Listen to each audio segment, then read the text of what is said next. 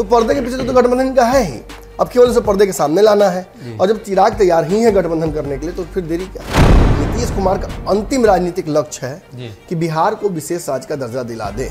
अब यहाँ से नहीं दिला पाएंगे तो केंद्र से जाने की दिलाने की कोशिश करेंगे। और नीतीश कुमार की भी कोई बात भाजपा मानने वाली नहीं है। आप जातिगत जनगणना करा दीजिए, नहीं कराएंगे। बिहार को विशेष दर्जा दीजिए, नहीं देंगे। ये चीज़ तो मांग कर ही रहे लगातार, लेकिन मिल कुछ नहीं रहा। सडनली वीआईपी को बाहर कर दिया गया, वीआईपी के विधायकों को तोड़ दिया भाजपा ने। इससे मैसेज कितना स्ट्रांग गया एनडीए के सभी दलों को। ये स्थापित करता है कि सब कुछ ठीक नहीं है। तीनों युवा हैं, तीनों को साथ आ जाना चाहिए। जल्दी ही वैसी कोई राजनीतिक समीकरण बन जाएगी और परिस्थितियां ऐसी बनती जा रही हैं कि इन तीनों दलों को एकजुट होना ही पड़ेगा।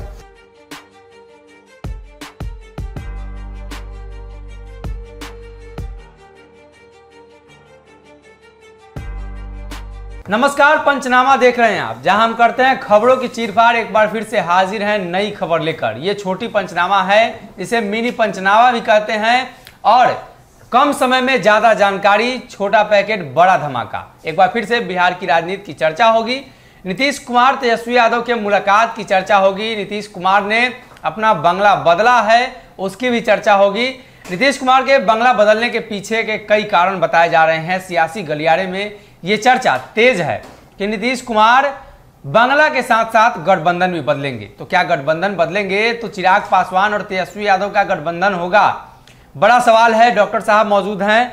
डॉक्टर साहब, आज का चीरफाड़ यही है कि नीतीश जी गठबंधन बदलेंगे क्या? बंगला बदल चुके हैं। अगर नीतीश जी गठबंधन बदलेंगे तो क्या चिराग का भी गठबंधन फिर से होगा? ये चिराग का गठबंधन तो बिल्कुल होगा, क्योंकि चिराग पासवान ने खुद ये बात कह दी है। आप ही के इंटरव्यू में मैंने देखा चिराग पासवान ने स्पष्ट तौर पर यह बात कह दी कि बिहार में हम गठबंधन करेंगे। शर्त भी उन्होंने रखा, उस शर्त पर हम चर्चा करेंगे। लेकिन तेजस्वी यादव या चिराग पासवान के गठबंधन से पहले हमें बिहार में ये देखना होगा कि क्या मौजूदा स्थिति में गठबंधन जो मौजूदा है सरकार का, उस पर कोई असर पड़ रहा है क्या। महत्वाकांक्षाओं के हिसाब से अगर देखें और अलग अलग पार्टियों के स्टैंड को देखें तो ये तो साफ समझ में आ रहा है कि जल्द ही कोई बड़ा बदलाव बिहार की राजनीति में आने वाला है। ये अगर केवल हम कहें तो हम मान भी लें। हर राजनीतिज्ञ, चाहे वो किसी भी पार्टी का हो, जदयू का हो, भाजपा का हो या उन पार्टियों का हो जो विपक्ष में है, सभी ये कह रहे हैं कि बिहार में बड़ी राजनीतिक बदलाव होने वाली है। और चूंकि बिहार की राजनीति में नीतीश कुमार बड़े पिवटल रोल में है और उनके आसपास ही ये सारी धुरियां घूमती हैं, तो नीतीश कुमार का मन मिजाज बदल रहा है। और ये देखिए, इफ्तार आज से नहीं हो रहा है। इफ्तार की राजनीति बहुत पुरानी है बिहार में। दही चूड़ा की राजनीति है। आपने बहुत अच्छा सवाल, आप जब पत्रकार सब साथ में थे, चिराग पासवान से आपने पूछा कि आपने बुलाया था पिता की बरखी में, फिर पुण्यतिथि में, वो सब में नहीं आए नीतीश कुमार। लेकिन चिराग पासवान के इतर जब तेजस्वी यादव बुलाते हैं तो इफ्तार मनाने चले जाते हैं। देखिए, दो बातें यहाँ हैं। एक तो कि नीतीश कुमार अल्पसंख्यक समाज के वोट बैंक को अपना मानते हैं, उसमें एक बड़ी सेंधमारी उन्हें लगता है कि उनकी है। और दूसरा कि इस वक्त भाजपा जिस तरीके से नीतीश कुमार को दबाव डाल रही थी, उन्हें एक रास्ता चाहिए। और वो रास्ता देखिए, मुकेश सहनी, मांझी या चिराग पासवान नहीं हो सकते हैं। वो रास्ता एक मजबूत स्तंभ हो सकता है जो कि सरकार बनाने में उनकी सहायता कर सके। अब नीतीश तेजस्वी मिल जाते हैं तो सरकार तो बन जाएगी ना भाजपा विपक्ष में। ये मैसेज और यही बातें जब दिमाग में भाजपा की आती हैं तो भाजपा बैकफुट पर चली जाती है। आपने भाजपा के नेताओं से बात करने का प्रयास किया, कई सवालों पर उन्होंने जवाब नहीं दिया। और कुछ नेताओं ने तो आपसे बात करने तक लिए तैयार नहीं हुए। यानी जिस वक्त मुलाकात हुई नीतीश तेजस्वी की, उसके बाद से अब तक भाजपा के लोग कोई भी हमलावर बयान नहीं दिए हैं नीतीश कुमार पर। ये तो आपको समझ में आ गया। यानी नीतीश कुमार ने एक ही कार्यक्रम से साथ दिया सब कुछ पूरी तरीके से। लेकिन आने वाले समय में गिरिराज सिंह ये स्पष्ट कर चुके हैं कि यूनिफॉर्म सिविल कोड आने वाला है, जनसंख्या नियंत्रण कानून आने वाला है। राष्ट्रीय स्तर पर नहीं, अंतर्राष्ट्रीय स्तर पर नरेंद्र मोदी के कार्यकाल की चर्चाएं होने लगी हैं। जिस तरीके से छोटी छोटी बातों पर हिंदू मुस्लिम डिवाइड हो जा रहा है, अजान के मामले पर, हनुमान चालीसा के मामले पर, बुरखा के मामले पर, ये सारी चीज़ें कहीं ना कहीं कम्युनल हार्मनी को तो बिगाड़ ही रही हैं, साथ साथ एक पॉलिटिकल टेंशन क्रिएट कर रही हैं। जिससे होगा क्या कि भाजपा के खिलाफ जितने भी दल हैं उनको एकजुट होने का मौका मिल रहा है। एक कॉमन प्लेटफॉर्म, एक कॉमन एजेंडा जिसके तहत वो एक हो रहे हैं। तो नीतीश कुमार को भी बेचैनी अंदर से हो रही है, क्योंकि नेचुरली तो नीतीश कुमार भाजपा की किसी बात से एग्री नहीं करते हैं और नीतीश कुमार की भी कोई बात भाजपा मानने वाली नहीं है। आप जातिगत जनगणना करा दीजिए, नहीं कराएंगे। बिहार को विशेष दर्जा दीजिए, नहीं देंगे। नीतीश तो मांग कर ही रहे हैं लगातार, लेकिन मिल कुछ नहीं रहा है।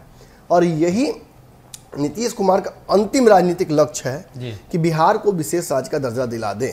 अब यहाँ से नहीं दिला पाएंगे तो केंद्र से आने की दिलाने की कोशिश करेंगे, और अगर ये नीतीश कुमार करा देते हैं तो बिहार के लिए एक बड़ी उपलब्धि हो सकती है। और नीतीश कुमार का नाम जो तक मुख्यमंत्री के तौर पर केवल एक लिया जाता, वो एक बड़े समाज सुधारक या बिहार के लिए बहुत कुछ बड़ा करने वाले व्यक्ति के तौर पर भी लिया जाएगा। जी। ऐसे में भाजपा और जदयू के रिश्तों में खटास तो लगभग तय है आना। सरकार 5 साल भले चला दे दोनों, लेकिन आपको अच्छे से पता है कि कम से कम 35-36 एजेंडों पर इनकी आपस में नहीं बन रही है। जी। अगर कल ही इनके बीच कोई बड़े, हो सकता है कि जाति की जनगणना के लिए नीतीश कुमार अड़ जाए, हो सकता है जनसंख्या नियंत्रण के लिए भाजपा अड़ जाए। नीतीश ने स्पष्ट कर दिया कि बिहार में हम लागू नहीं होने देंगे, और वैसी स्थिति में आपको क्या लगता है कि नीतीश कुमार साथ रह पाएंगे भाजपा के? क्या सरकार बच पाएगी? वैसे हाइपोथेटिकल सिचुएशन में बिहार में जब सरकार और ये गठबंधन भाजपा और जदयू का बिखरता है, तो वैसी परिस्थितियों में देखिए, कल जैसे आरसीपी सिंह को राज्यसभा भेजना है जी, वो एक बड़ा सवाल है। आरसीपी सिंह राज्यसभा कैसे जाएंगे? अगर भाजपा भेजेगी तो नीतीश को खामियाजा भुगतना पड़ेगा, और अगर नीतीश भेजते हैं तो कहीं ना कहीं मामला नीतीश को भेजेंगे नहीं, जरूरत यहाँ ये है। तो इन सारे मामलों को जब हम देखते हैं तो हमें एनडीए गठबंधन बिहार में डवाडोल दिख रहा है। ऐसे में चिराग पासवान का ये बयान मुझे बड़ा इंटरेस्टिंग लगा। जब आपने गठबंधन के लेकर उनसे पूछा, तेजस्वी साथ जाने को लेकर पूछा, तो उन्होंने साफ कर दिया कि जब चुनाव आएगा तो हम गठबंधन करेंगे। और देखिए, ये केवल नहीं कहा कि जब चुनाव आएगा, ये कह रहे हैं कि चुनाव तो आ रहा है, मध्यावधि चुनाव तो लगभग तय है। आरसीपी सिंह और ललन सिंह के बीच 36 का आंकड़ा है, नीतीश कुमार और भाजपा के बीच 36 का आंकड़ा है। अभी देखा आपने किस तरीके से अच्छा खासा सब कुछ चल रहा था, और सडनली वीआईपी को बाहर कर दिया गया, वीआईपी के विधायकों को तोड़ दिया भाजपा ने। इससे मैसेज कितना स्ट्रांग गया एनडीए के सभी दलों को। ये स्थापित करता है कि सब कुछ ठीक नहीं है। और मध्यावधि चुनाव अगर होता है तो चिराग पासवान तो बिल्कुल स्पष्ट कर दिया है कि वो गठबंधन करेंगे, और किसके साथ करेंगे ये भी उन्होंने सारे बता दिया है। बेहतर विकल्प इससे उनके पास है भी नहीं। नीतीश कुमार भी, अगर आप जानते अच्छे से कि वापसी करेंगे तो वो तेजस्वी के साथ ही जाएंगे, अपने दम पर सरकार बनने का कोई मतलब बनता नहीं है। ट्राई वो कर चुके हैं पहले भी। और चिराग पासवान भी, उनके पास एक बड़ा वोट बैंक है। कांग्रेस देख रहे हैं आपकी, चूंकि महागठबंधन से अलग हो गई है ऑलमोस्ट, और वहाँ एक बड़ा गैप हो गया है जिसमें वीआईपी को और चिराग पासवान को जोड़ने की कोशिश की जा रही है। कायदे से तो आप जानते हैं कि लगभग सभी दलों के नेता इन तीनों के यही कह रहे हैं कि तीनों युवा हैं, तीनों को साथ आ जाना चाहिए, जल्दी ही वैसी कोई राजनीतिक समीकरण बन जाएगी। और परिस्थितियां ऐसी बनती जा रही हैं कि इन तीनों दलों को एकजुट होना ही पड़ेगा, एक दूसरे को और अपने आप को बचाने के लिए भी। और ऐसी स्थिति में मुझे लगता है कि एनडीए गठबंधन पर पूरी तरीके से डिपेंडेंट हो गया है चिराग तेजस्वी का गठबंधन।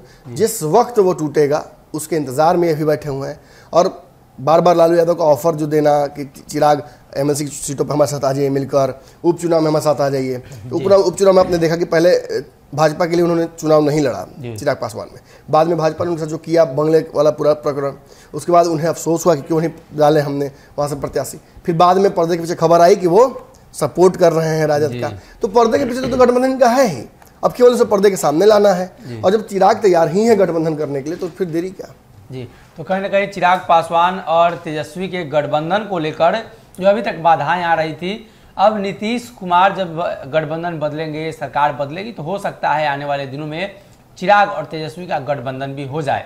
हालांकि इसकी संभावना चिराग पासवान ने खुद जताई है।